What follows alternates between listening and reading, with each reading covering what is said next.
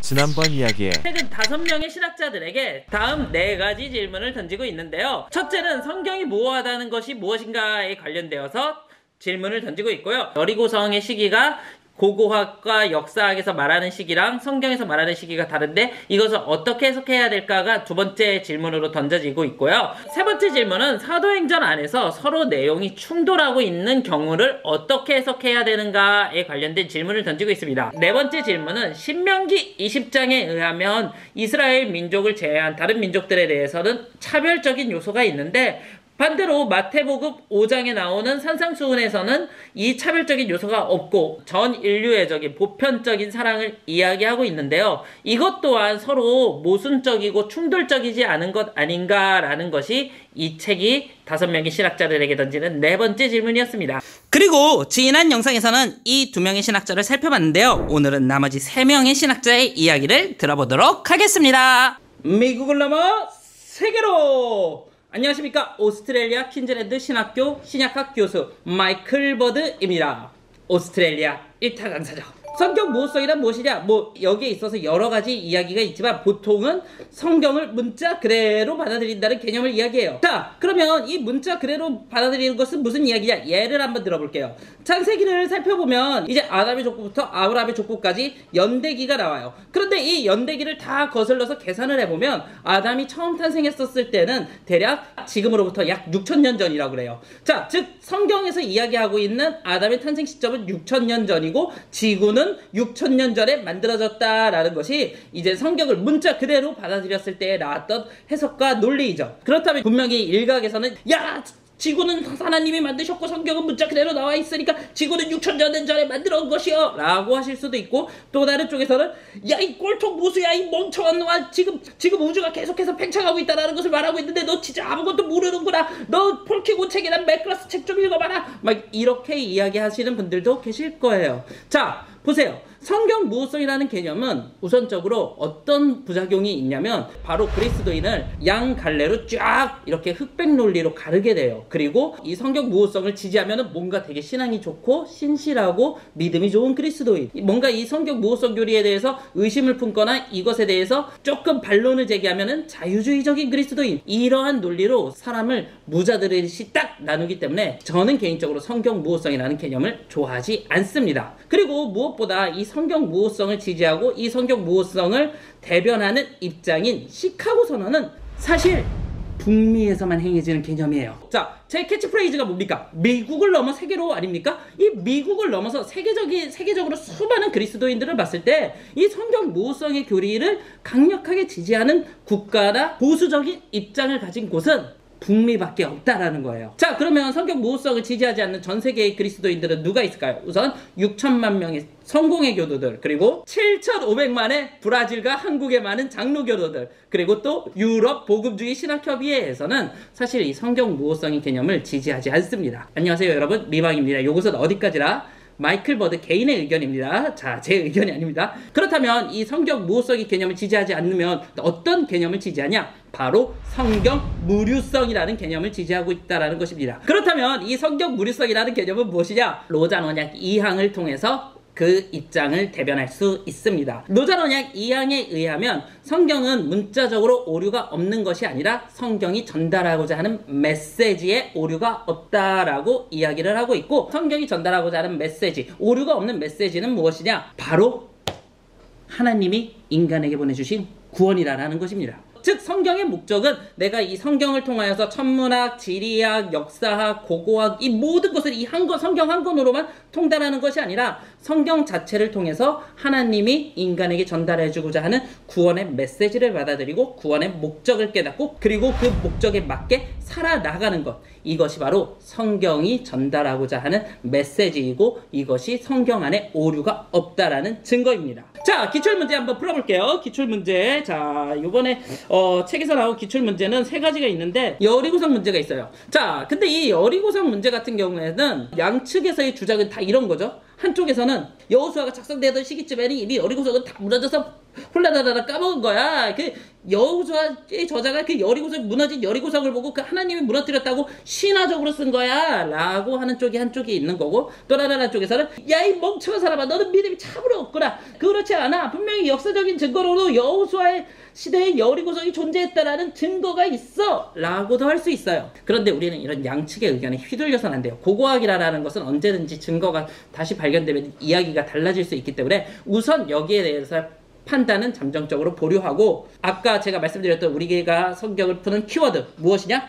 바로 구원의 메시지. 이 여리고성을 통해서 어떠한 구원의 메시지가 있냐라는 것을 우리가 찾아봐야 되는 거예요. 여호수아 전체를 살펴볼게요. 여호수아 기록에 의하면 정말 많은 땅이 점령이 되겠거든요. 그런데 완전하게 진멸하고 완전하게 점령한 성은 단 3곳밖에 없어요. 여리고성, 아이성, 하솔성. 요 3곳만 굉장히 특별한 의미를 가지고 있다라는 거죠. 그렇다면 이 특별한 의미, 이 구원적인 메시지는 무엇이냐? 바로 하나님께서 자기의 백성을 약속의 땅으로 인도해 내주시는 그러한 하나님이라는 거예요. 그리고 이것을 우리가 우리 삶에 받아들여서 우리 삶에 녹여내린 것이 여호수아 6장을 읽는 자세이지, 여호수아 6장을 가지고 아까 얘기했던 것처럼 참과 거짓을 밝히는 것, 이것은 전혀 성경적이지 못한 이야기라고 저는 생각합니다. 자, 이번 기출문제 사도행전의 모순에 대해서 이야기를 해보시오 라고 했는데, 사도행전 9장과 22장의 내용이 조금 달라요. 자, 그러면 왜 이 사도행전 9장과 22장에서의 내용이 서로 다를까요? 이거는 우리가 고대 역사가의 개념에 대해서 알아보면 좋아요. 우리가 역사가들이라고 하면 조선시대에 나온 뭐 승정원처럼 막 이렇게 왕께서 오늘 아침에는 조발을 드셨고 조발을 먹고 나서 승질이 나셔가지고 이게 뭐냐 하면서 상을 엎으셨고 그 다음에 갑자기 씩씩씩씩거리면서 화를 내시면서 대전회의에 나가셨고 대전회의에 나가서 여기정 자네는 뭐하는 사람인가?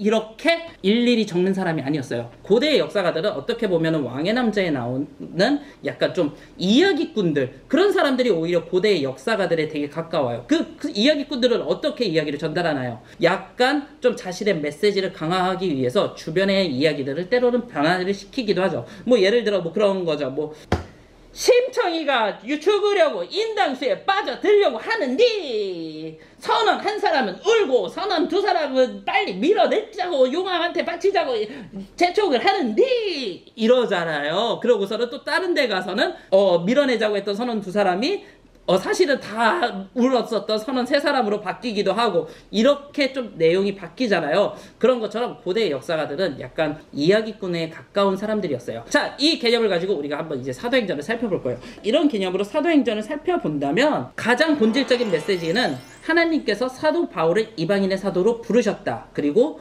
또 교회는 이제 이방인의 사도 바울을 받아들여야 된다. 이게 가장 큰 핵심적인 구원의 메시지이고, 그 외에 이제 문자적으로 안 맞는 부분, 그것은 사실 고대 역사가들 안에서는 그닥 중요한 부분이 아니라는 거죠. 자, 마지막 기출문제 3번째, 신명기와 마태복음의 차이를 말씀드려 볼게요. 신명기에서는 다 유대인을 제외한 모든 민족들을 다 인종 학살을 해라. 마태복음에서는 예수님이 악인과 선인에게도 똑같이 비를 내려주고 원수를 사랑해라, 이렇게 이야기를 하고 계세요. 이것도 서로 내용이 모순된다라고 이야기를 하는 건데, 이렇게 보면 안 돼요. 자, 구약하고 신약은 전체적으로 큰 그림에서 살펴봐야 돼요. 그리고 그런 그림에서 살펴보았을 때 무조건적으로 구약이 이방 민족에 대해서 차별적이다? 그건 또 아니에요. 이방 민족을 차별하라고 했던 이 신명기 20장 뒤에 나오는 신명기 21장에서는 포로로 잡혀온 다른 나라 백성들, 다른 나라 여성들에 대해서 인권적으로 대우해주라고 이야기를 하고 있어요. 또 우리가 소돔과 고모라 사건만을 봤을 때에도 하나님께서 의인이 있는 곳이라면 쉽게 멸망시키지 않는다라는 메시지도 전해주고 있고요. 그렇기에 구약은 무조건 친이스라엘적이고 신약은 모든 것을 사랑하라라는 묵가적인 메시지를 가지고 있냐? 그것도 아니라는 거예요. 분명히 구약과 신약 안에는 동등하게 모든 백성을 사랑하신 하나님의 메시지가 들어가 있어요. 다만 신약학자니까 신약학자답게 이야기를 할게요. 구약은 참된 것이라면 신약은 보다 더 참된 것이라고 이야기할 수 있다라는 거예요. 자, 우리가 기독교인으로서 구약과 신약을 이렇게 바라봐야지, 무조건적으로 구약은 나쁘고 신약은 좋다, 그것은 이단적인 사상이에요. 자, 구약 안에도 분명히 하나님의 사랑이 있지만 그 하나님의 사랑이 신약으로 넘어오면서 보다 더 선명하게 드러났다. 요 포인트, 요 구원의 메시지 포인트를 잡으면 여러분들은 이 기출문제 3개를 다 잘 푸실 수 있을 거라고 생각합니다.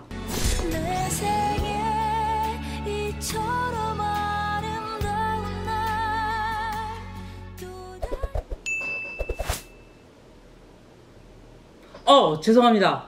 하늘이 너무 아름다워서요. 안녕하세요. 트리니티 신학대학교에서 조직신학을 공부하는 케빈 벤 후저입니다. 글쎄요, 성경은 아름답게 보는 게 좋은 것 같아요. 아름답지 않습니까? 무슨 말이냐면요, 성경 무호성이라는 것은 성경을 너무 문자적으로 딱딱하게 보는 경향이 있는 것 같아요. 그리고 또 앞서 언급한 마이클 버드의 경우 성경을 아름답게 보려고 하지 않고 너무 실천적인 영역에서만 바라보려고 하기 때문에 그것도 좋은 방법이 아니라고 생각해요. 즉, 저는 이 시대에 성경이라는 것은 아름답게, 문학적으로 새롭게 재조명되고 새롭게 재해석돼야 된다고 생각합니다. 그래서 저는 성경 무호성에 대해서 이렇게 생각하고 있습니다. 성경의 저자들은 하나님의 진리를 말하고 있고, 올바른 독자들이 올바른 마음으로 성경을 읽을 때 성경 저자들이 이야기하고자 했었던 그 진리를 생생하게 느낄 수 있다는 것, 이것이 바로 제가 생각하는 성경 무호성입니다. 네? 앞서 언급한 마이클 버드와 비슷한 거 아니냐고요? 아닙니다. 제가 생각한 성경 무호성의 핵심 키워드는 바로 올바른 독자들이라는 것입니다. 올바른 독자들이란 어떤 독자들을 이야기를 하는 것일까요? 올바른 독자들이란 믿음과 겸손한 자세로 성경을 읽고, 또 그 성경에 나온 문학적인 해석 양식을 아름답게 해석할 수 있는 문학적 해석 능력이 있는 사람들을 이야기하는 것입니다. 네? 문학적으로 아름다운 것이 싫다고요? 오 마이 갓! 여러분, 그렇게 생각하시면 안 돼요. 왜냐하면 하나님께서는 인간에게 의사소통할 수 있는 언어와 문학이라는 것을 주셨고, 그리고 성경이라는 것은 이 하나님이 주신 인간의 언어와 문학을 통해서 하나님과 소통하는 책이랍니다. 그리고 성경의 대부분은 시와 산문으로 되어 있어요. 그렇기 때문에 우리는 성경을 통해서 문학적으로 하나님과 소통하고 하나님의 뜻을 살펴볼 수 있어야 하는 것, 그것이 바로 이 시대의 그리스도인들이 성경을 읽으며 추구해야 할 덕목이라는 것입니다. 성경 모호성에 갇혀서 성경을 문자적으로만 바라보지 말고 성경 문자 안에 있는 그 진리를 아름답게 찾아가시길 바라겠습니다. 고고학적으로 접근을 한다? 아름답지가 못해요. 그리고 고고학으로는 성경을 접근하는 게 아니에요. 성경은 문학적으로 아름답게 접근을 해야 되는 거예요. 그렇다면 여호수아 6장은 어떻게 접근을 해야 할까요? 여호수아 6장을 접근할 때는 바로 여호수아가 자신의 말로 이 여리고성을 어떻게 문학적으로 표현했는지에 대해서 접근을 해야 돼요. 이렇게 접근한다고 생각했을 때 살펴보면 여호수아 6장은 여리고성을 직면하는 전쟁과 학살과 그러한 어두운 이야기가 아니라 빠빠빠빠 하면서 가나안 땅에 들어갔다라는 환희의 외침이라는 문학적 코드가 있다라는 거죠. 그리고 이를 통해 하나님은 이스라엘에게 약속을 신실하게 지키시는 하나님이라는 것을 드러내셨고, 또 동시에 이스라엘 백성도 이제 이 하나님의 약속을 제대로 지키지 않으면 여리고성처럼 똑같이 무너질 것이라는 경고의 메시지도 같이 존재하는 문학적으로 신묘막측한 그러한 이야기예요. 그렇다고 무조건적으로 여리고성이 꾸며낸 이야기냐, 신화냐, 그런 것도 아니에요. 여리고성이 무너진 이야기를 사실이라고 있습니다. 다만 우리가 여리고성 이야기를 바라볼 때는 앞서 말씀드린 것처럼 아름답게 바라봐야 된다는 것이죠. 사도행전 이야기도 우리가 문학적으로 살펴봐야 돼요. 보세요. 이 문학적인 능력이 없으면 이게 모순이라고 밖에 얘기를 안 하지만, 우리가 문학적 해석 능력이 있다면 이것은 결코 모순일 수가 없어요. 고대 저자들은 자신들의 메시지를 강조하기 위해서는 일부 조연들이 행했던 연출 요소를 조금씩은 변화를 시켰는데요. 사도행전도 그와 비슷하다고 생각하시면 돼요. 그러면 사도행전 9장은 문학적으로 봤을 때 어떤 느낌일까요? 사도행전 9장은 문학적인 느낌으로 봤을 때 하나님께서 사도 바울을 부르셨다라는 객관적인 사실을 입증하려고 적어놓은 것 같아요. 그런데 반면 사도행전 22장에서는 빛은 보았으나 소리는 듣지 못하였다라고 표현하며 이 이야기를 반전시키는데요. 그렇다면 이 이야기에서 문학적인 핵심, 문학적인 주제는 무엇일까요? 그 수많은 같이 있었던 그 당시 바울하고 있었던 많은 사람들 중에서 오직 바울만이 사도로 부르심을 받았다라는 코드와 메시지가 있다라는 거죠. 이렇게 문학적인 능력이 있으면 이런 사도행전 문제는 크게 어렵지 않습니다. 신명기와 마태복음의 문제도 문자적으로는 차이가 있을 수 있으나 문학 문학적인 의미에서는 새롭게 다가올 수 있어요. 앞서 언급드린 것처럼 저는 구약에서 나왔던 이야기들이 다 사실이라고 믿고 있습니다. 그리고 그 구약에서 나왔던 폭력, 아픔, 차별 이런 것도 너무나도 가슴 아픈 실제적인 역사이기는 합니다. 그런데 여러분, 이런 폭력과 아픔이라는 실제적인 역사가 어디에서 종결이 되나요? 그렇죠. 십자가에서 종결이 되죠. 그 종결된 예수님의 십자가에서는 무엇이 나오나요? 바로 마태복음 5장에 나온 산상수훈처럼 모든 인류를 사랑하시는 하나님의 사랑이 아름답게 표현되고 있는 거죠. 즉 신명기 20장과 마태복음 5장은 단순하게 문자적인 차이가 있는 것이 아니라 예수님의 십자가라는 문학적인 코드로 해석을 하면 신명기에 나왔던 그 역사적인 아픔이 십자가에 투영되었고, 그리고 이 십자가를 통해서 마태복음 5장에 나온 예수님의 사랑이 온 열방에 선포되고 있다. 이렇게 해석을 할 수 있는 거죠. 아름답지 않으신가요? 여러분, 지금이라도 문학적 해석 능력, 문학적 해석을 배워보시기 바랍니다. 케빈 베누저였습니다. 아름답지 않습니까?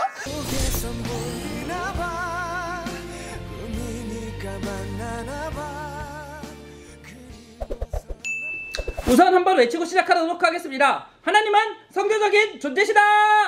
안녕하세요, 성교신학 교수 존 프랭키입니다. 성경 무호성을 이야기하기 위해서는 기본적으로 두 가지 전제 조건을 알아야 한다고 생각합니다. 하나는 인간과 하나님의 존재론적인 차이입니다. 성경의 기본적인 주장 중 하나는 하나님은 완벽하시고 완전하시며 무한하신 존재라고 이야기를 하고 있습니다. 반면 우리 인간은 어떻습니까? 우리 인간은 한계가 있고 유한한 존재로 성경에서 표현되어 있습니다. 즉 하나님은 무한한 존재이시기 때문에 유한한 인간이 하나님을 표현할 때에는 어쩔 수 없이 존재론적 한계가 반드시 따라올 수밖에 없다라는 것입니다. 예를 하나 들어보도록 하겠습니다.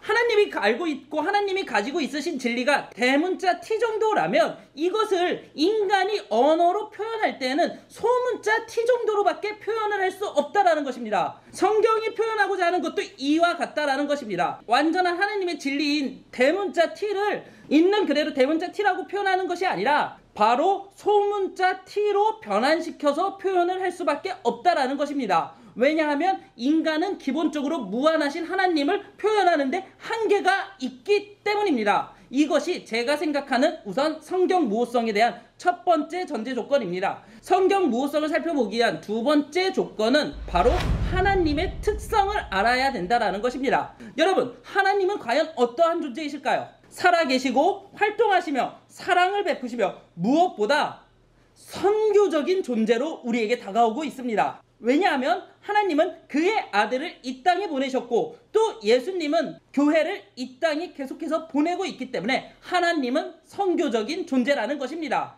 이쯤에서 다시 한 번 더 우리가 외쳐야 할 구호가 있습니다. 하나님은 선교적인 존재다!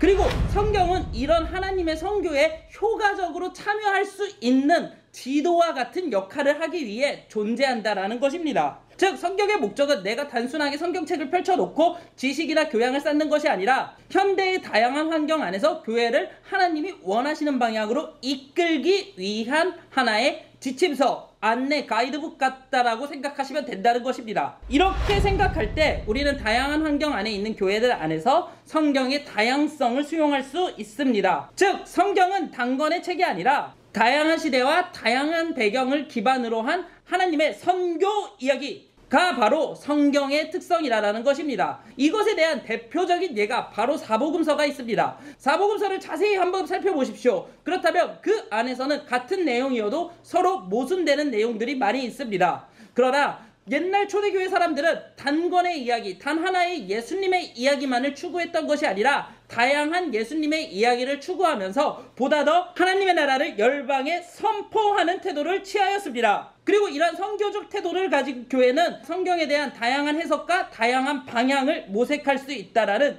장점이 있습니다. 지금 제가 말씀드린 이런 측면에서 성경은 무오하다라는 것이 저의 입장입니다. 여기에 있어서 여러 가지 의견이 있다는 것은 잘 알고 있습니다. 그러나 가장 지배적인 의견은 여호수아가 입성할 때쯤에는 여리고 성벽이 없었다라는 것이 보다 더 지배적인 의견이라고 알고 있습니다. 만일 이것이 사실이라면 오늘날 기독교인들은 이 이야기를 어떻게 받아들이고 어떻게 해석해야 될까요? 여기서 우리는 다시금 성경의 목적에 대해서 생각해 봐야 합니다. 성경은 어떤 책입니까? 바로 하나님, 선교적인 존재이신 하나님을 선포하고 교회가 열방으로 나아가기 위한 책입니다. 이런 측면에서 우리가 살펴보아야 할 것은 여호수아 6장이 고고학적으로 맞냐 틀리냐가 아니라 어떻게 하면 이 여호수아 6장을 가지고 보다 더 선교적인 공동체, 보다 더 하나님 나라를 선포할 수 있는 공동체로 만들 수 있을까? 이에 대해 고민하고 이에 대해 우리가 성경을 읽어보는 것이 보다 더 합리적이고 성경의 목적에 맞게 성경을 살펴보는 것이라고 생각합니다. 다시 한번 외치겠습니다. 하나님은 선교적인 존재시다. 어려운 문제처럼 보일 수 있으나 의외로 굉장히 간단한 문제입니다. 그것은 이 두 이야기를 억지로 하나로 합칠 필요가 없다라는 것입니다. 교회의 역사에서는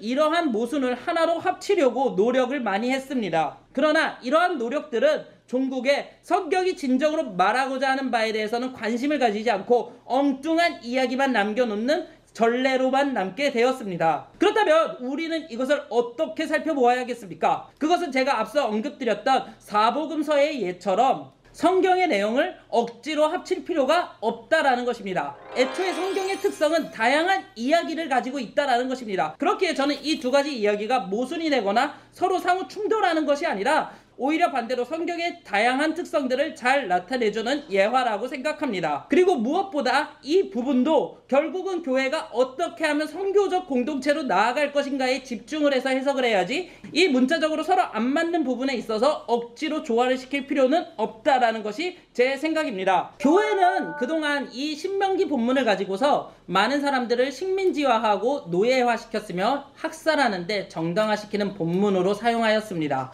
이것이 바로 성경을 문자적으로 봤을 때의 오류입니다. 성경을 문자적으로 자기 입맛에 맞게 성경이 가진 선교적 특성에 대해서 고려하지 않고 해석할 때 나올 수 있는 최악의 해석이자 최악의 경우의 수라고 할 수 있을 것 같습니다. 그리고 이러한 모습은 예수님 당시 시대에도 만연했던 것 같습니다. 그렇기 때문에 예수님께서는 신명기의 내용을 뒤집으시면서 전 인류애적인 사랑을 선포하시면서 이스라엘 백성들이 가지고 있어서 선민사상을 내려놓고 외국인이라 타인에게 마음을 열어 그들을 환대하고 받아들이라고 요청을 하셨던 것입니다. 그리고 이러한 예수님의 메시지는 우리 시대에 중요한 포인트를 던져주는 것 같습니다. 현재 우리 기독교 공동체는 이미 예수님이 오심을 통하여서 이루어진 하나님 나라와 장차 완성될 하나님 나라 사이에 중간에 끼인 존재라는 것입니다. 그리고 이 중간에 끼인 존재인 교회는 어떤 방식으로 앞으로 올 하나님 나라를 만들어갈지에 대해서 마태복음을 통해 이야기를 해주고 있다는 것이 제가 바라본 신명기와 마태복음의 차이라고 생각합니다.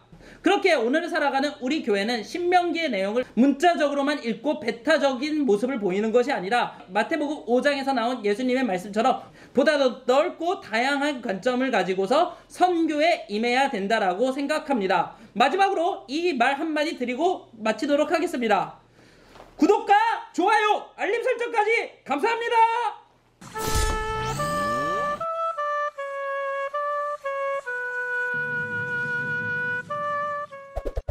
자, 어떻게 보셨나요, 여러분? 그리고 여러분들은 또 어떤 신학자의 의견을 가장 지지하시나요? 전체적인 저의 총평은 처음으로 스펙트럼 시리즈는 리뷰를 해본 건데요. 개인적으로 좀 괜찮았다고 생각이 들어요. 특히 여러 신학자들의 여러 의견들을 우리가 한 책에서 모아서 보고 그리고 이제 각자가 생각하고 각자가 옳다고 생각하는 신학자를 지지할 수 있는 이러한 구성은 개인적으로 너무 좋고 또 괜찮다고 생각이 들어요. 그리고 무엇보다 편집자들이 성경에 관련돼서 던질 수 있는 아주 매우 중요한 질문들을 각 신학자들에게 던졌기에 다른 스펙트럼 시리즈들을 다 보지는 못해서 모르겠는데 스펙트럼 시리즈 중에서 이 성경 무호성 논쟁에 관련된 책은 개인적으로 저는 괜찮았다고 생각하고 있습니다. 자, 이것으로 집에 있으면 전혀 보지 않을 것 같아 책이라도 봐서 리뷰를 하려고 하는 미망의 서재 제임스 메릭 스티븐 게릿이 편집하고 세물결 플러스에서 출간한 성경 무호성 논쟁에 관한 리뷰 마치도록 하겠습니다. 감사합니다.